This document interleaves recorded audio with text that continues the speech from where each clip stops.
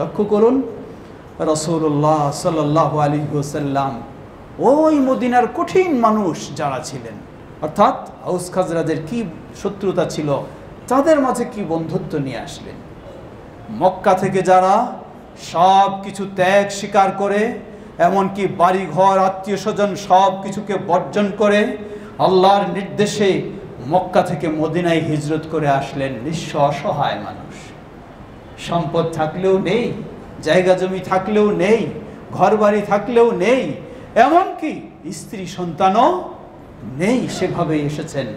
মদিনার মানুষ তারা তো নিজের বাড়িতেই রয়েছেন, নিজের ঘরেই রয়েছেন, নিজের সম্পদেই রয়েছেন। দুই শ্রেণীর মাঝে আল্লাহু আকবার কি ঈমানি ভ্রাতৃত্ব তৈরি করে দিলেন ইসলামের মাধ্যমে।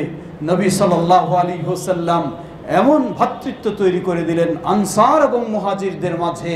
সেই আনসার সাহাবী মুহাজির সাহাবীকে ডেকে বলছে, হে ভাই, তুমি ইসলামের জন্যই শুধু, আল্লাহর জন্যই শুধু তোমার জায়গা জমি ছেড়ে এসেছো, তোমার ঘর বাড়ি ছেড়ে এসেছো।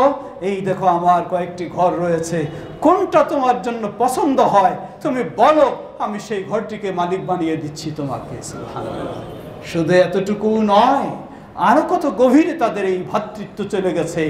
সেই আনসার সাহাবী মুহাজির সাহাবীকে বলছেন, হে ভাই, তুমি ঈমানের কারণে, ইসলামের কারণে তোমার স্ত্রীকে পর্যন্ত ছেড়ে এসেছো, তুমি একজন নিঃসঙ্গ হয়ে গেছো।